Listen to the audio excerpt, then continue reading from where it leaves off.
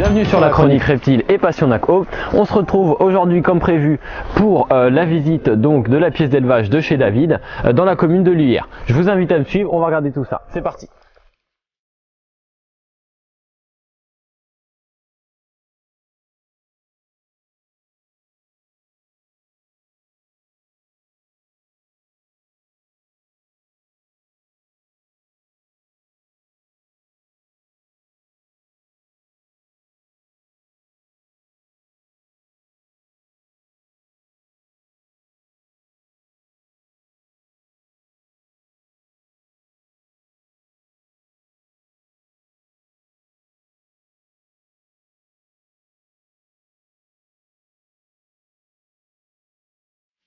Présent chez David. Bonjour David. Bonjour Rudy. Donc là nous sommes donc dans ta pièce d'élevage. Tout à fait. Une très belle pièce. Merci.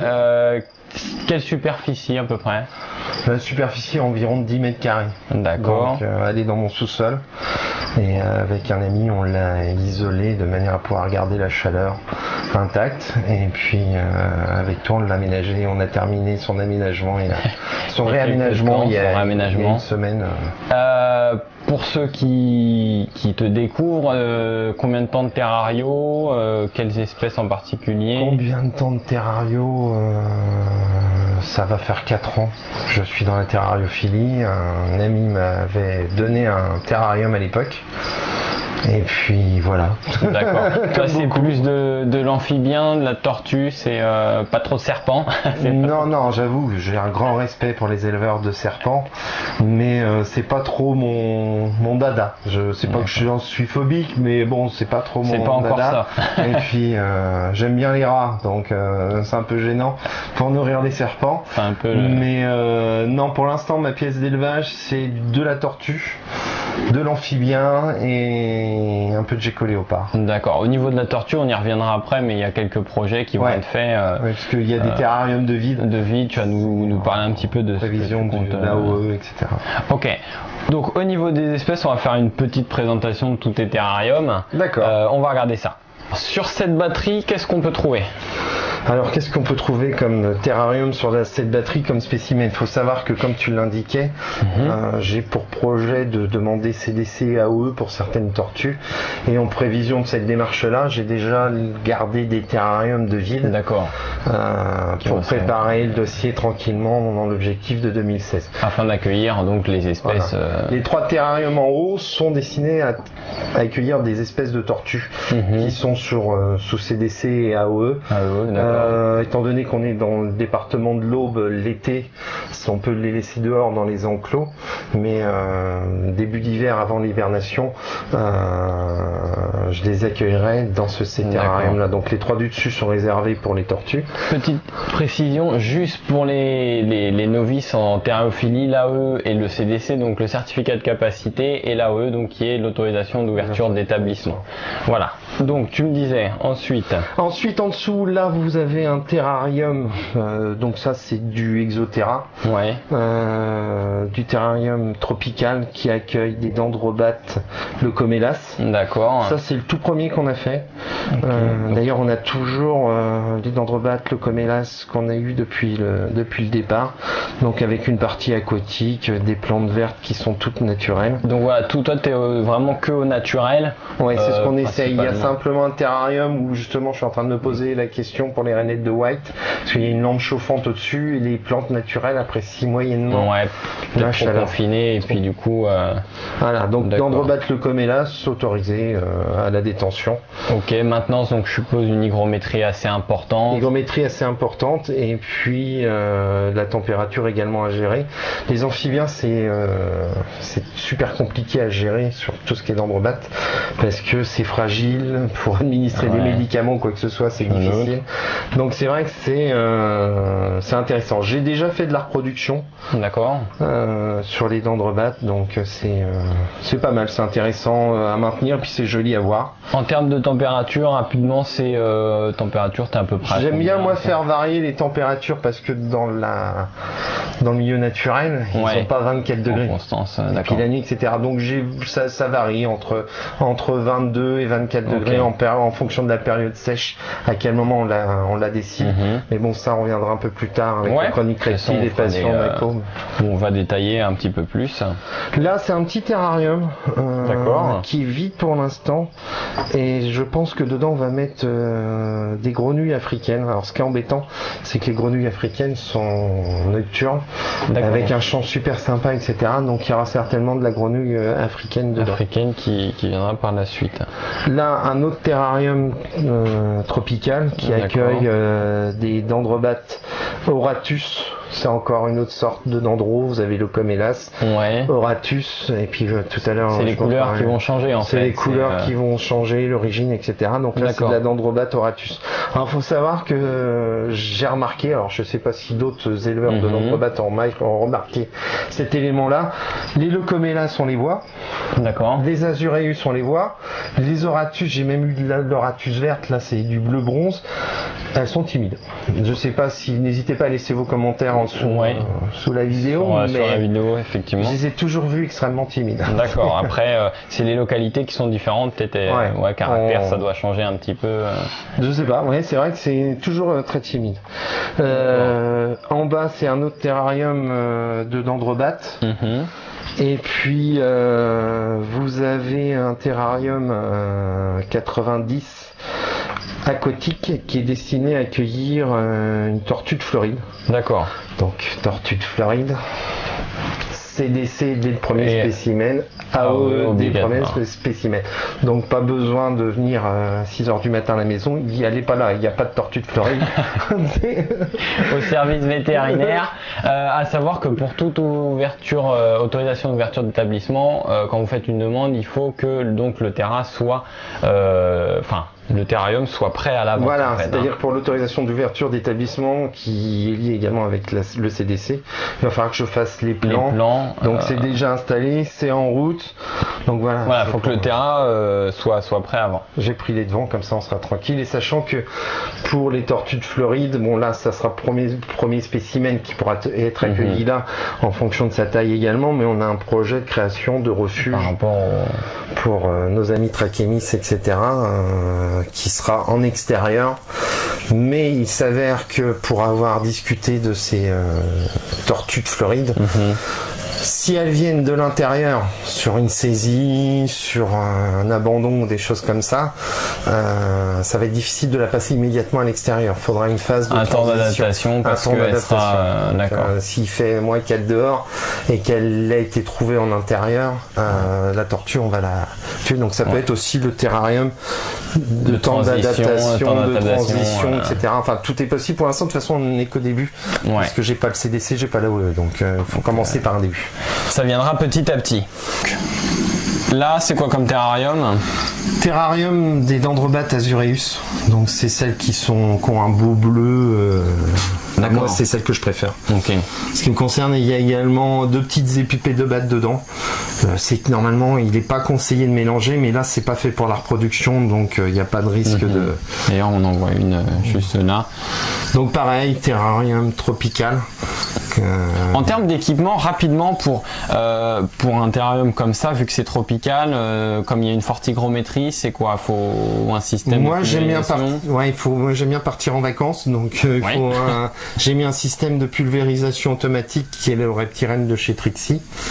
Donc c'est comme ça que je gère l'hygrométrie, comme on l'avait vu sur Teclamidosaurus kinji, bille d'argile avec une moustiquaire et de la terre spéciale pour la terrariophilie, et puis des plantes naturelles. Je pense que tout ça participe à conserver l'hygrométrie stable et reconstituer un biotope de qualité. Et dedans on peut mettre des petits insectes, des colomboles qui permettent aux dendrobates également de se nourrir, parce que comme on sait en terrariophilie, l'intérêt de l'alimentation de nos bêtes, c'est de varier les insectes, les repas, etc. Donc micro-grillons, colomboles, puces de pois, vraiment varier au maximum en fait la nourriture. Voilà, varier la nourriture. Donc donc pour l'hygrométrie, donc là vous avez il y a une buse, rampe exoterra avec des ampoules classiques comme on dit souvent, une 2.0 là avec l'UVB mètre qu'on a, ça donne rien du tout. De toute façon, comme on l'avait dit précédemment dans la vidéo, on fera une vidéo spéciale sur tout ce qui va être lampe, justement, où on va voir les UV. Pour voir les UV sur les ampoules classiques et puis petit à petit sur d'autres ampoules quand on pourra investir sur du matériel. Mais voilà, donc, et puis c'est complémenté en calcium et en vitamines, bien évidemment. Combien d'individus dans un terrarium comme ça, à peu près Moi, je mettrais 3, 4, maximum 4 dendros dedans. Les IPP de batte, on peut en mettre beaucoup plus. J'en mettrais pas plus de 3 ou 4 de toute manière. Après, il est dit que si on a un terrarium avec plus de hauteur, il y a certains lézards qui peuvent être mis dedans parce que j'ai plus le nom en tête, mais il y a des espèces qui peuvent se à sa vie entre guillemets en haut, donc et puis les dendrobates en bas, donc on peut mélanger certaines espèces. Je l'ai jamais fait, j'ai pas eu de retour. Là, vous avez une petite hutte de ponte. Mais on pousse pas les œufs. Ta deuxième batterie. La deuxième batterie, là, ce sont les tortues Eurotestudo Bodgeri. D'accord. Normalement, elles devraient hiberner, mais ce sont des jeunes tortues que j'ai il y a peu de temps. Et suite à une expérience, j'ai pas voulu prendre le risque, je sais pas comment elles ont été alimentées. Donc je sais, cette année, j'ai décidé de ne pas les faire hiberner. En revanche, pour surveiller leur alimentation, et l'année prochaine, je vais les mettre en hibernation. C'est vrai que moi, j'utilise pareil, les reptiles, même les lézards juvéniles, j'évite tout ce qui va être les 2-3 premières années hibernation. Et je trouve qu'il y a beaucoup de risques pour... Il y en a qui disent qu'il faut. Moi, j'ai décidé que non, je ne le ferai pas. Et moi, je fais la même méthode. Donc là, c'est un 90 cm. L'été, elles vont être dehors, il y a un enclos. Je pense qu'on fera...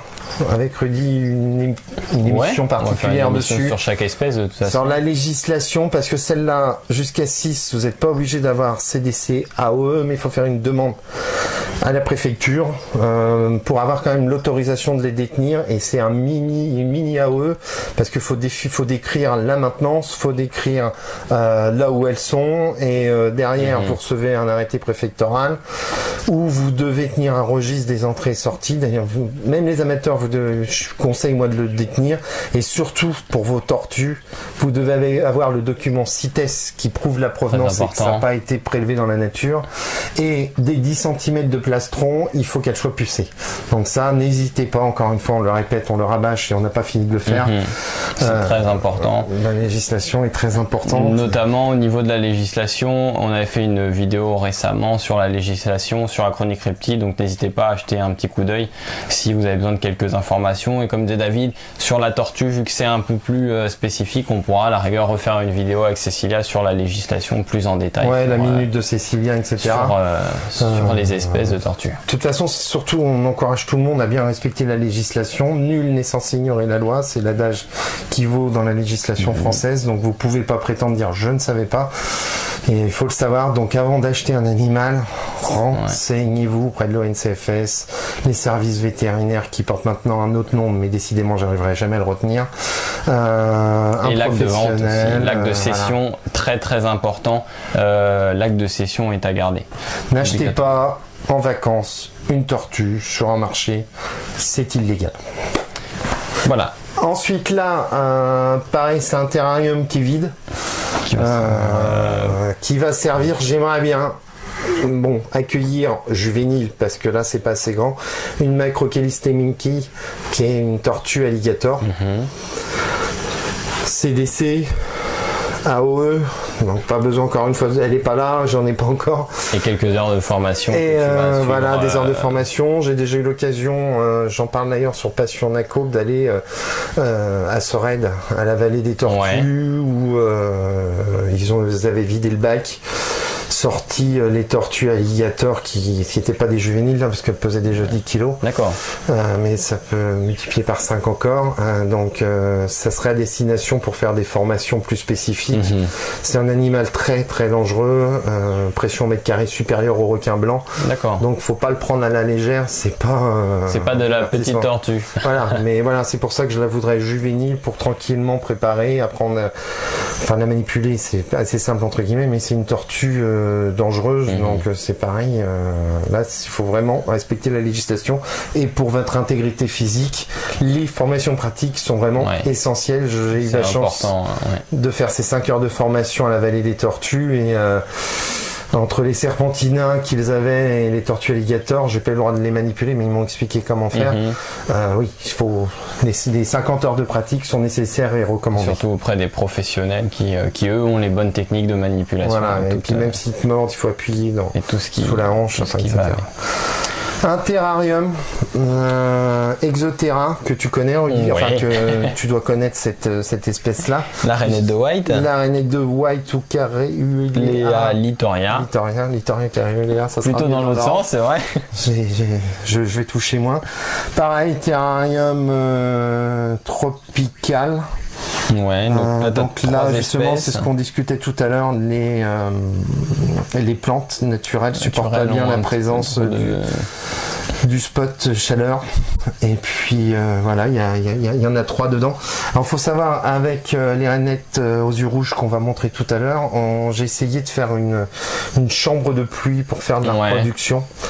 Bon, ça n'a pas marché cette année. Non, c'est pas évident parce qu'il faut vraiment une forte hygrométrie, forte pluie, donc ça sera reporté à plus tard. On n'a pas réussi à faire de la repro. Il y en a qui arrivent, mais là ça doit être notre chambre de pluie qui n'était pas au point. Donc là il y a de la place. Là on a l'Ephelzuma lineata. D'accord, donc là tu as 2 spécimens. 2 spécimens. Sur Passion Nac Aube, je me suis amusé à mettre une GoPro en bas et on les voit bouger. T'as mis en accéléré en accéléré sur 1 heure, j'ai mis en 2 minutes et on voit que ça bouge pas mal. Et surtout qu'ils sont très très curieux. C'est ça qui m'a épaté. Ils descendent voir, enfin ça dure au moins pendant 40 minutes. Ils tournent autour, ils se rapprochent, ils regardent et petit à petit ils se rapprochent et à la fin on voit littéralement la femelle, je crois, tout en bas. Tiens, là la femelle, je sais pas si on le voit avec ce grand angle, mais la femelle tout en bas et qui est très curieux, donc mais c'est assez rapide. Il y en a qui les sortent, moi j'avoue que je suis pas, j'ai peur qu'ils se sauvent, mais je pense que la femelle serait on pourrait, elle est assez curieuse, hein. Ouais, elle est assez curieuse, elle est assez curieuse. Donc voilà, ça c'est un 60 cm et il y a un couple. Et puis là on a les fameuses rainettes aux yeux rouges, Agalacnis calidrias. Il y en a une qui est juste là. Mais alors ça saute facilement. C'est des petites coquines. Voilà, je sais pas si je suis bien dans le champ. Je pense que tu as. C'est des très belles espèces. J'adore. Hein. C'est vraiment. Ce qui est ennuyeux, c'est que ça vit que la nuit. Ouais, ça c'est un peu le problème. On les voit rarement, mais. Mais c'est magnifique. Elle veut pas descendre, ça aussi. Donc là, tu as 2 espèces dans ce terrarium-là? Un couple, ouais. Juste un couple, ok.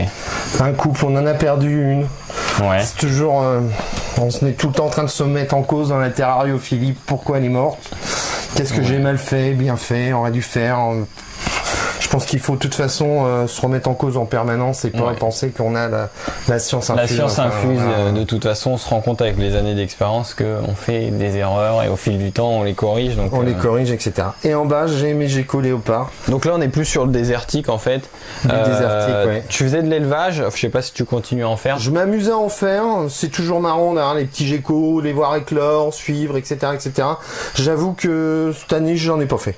D'accord. Parce que je voudrais me concentrer, avoir d'autres projets. Les autres projets, je pense que ça prend du temps. Voilà, j'ai fait de l'art-pro d'Androbat, j'ai fait de l'art-pro de gecko. Je me sépare même d'une partie de ces geckos-là. De certaines espèces, d'accord. T'en as combien à peu près de geckos là actuellement?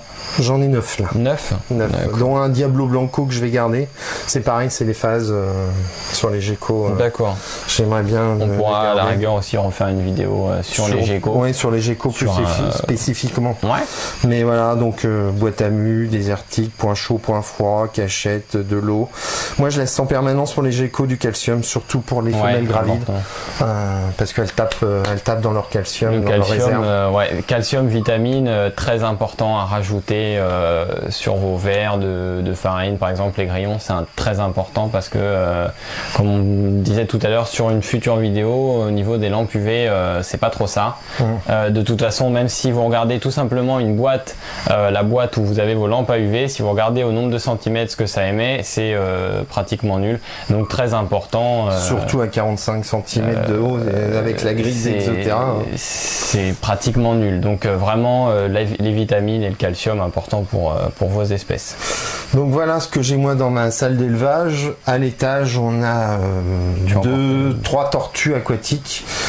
Pelomedusa, Sublubosa et Pelusios castaneus, deux qu'on a récupérés qui étaient abandonnés, pareil, que les gens séparaient parce qu'elles ont grossi. Ça aussi c'est important, que ce soit dans notre département ou autre, n'abandonnez pas bêtement les animaux ou ne les cédez pas. Sur le Bon Coin, il y a beaucoup de gens qui donnent des espèces.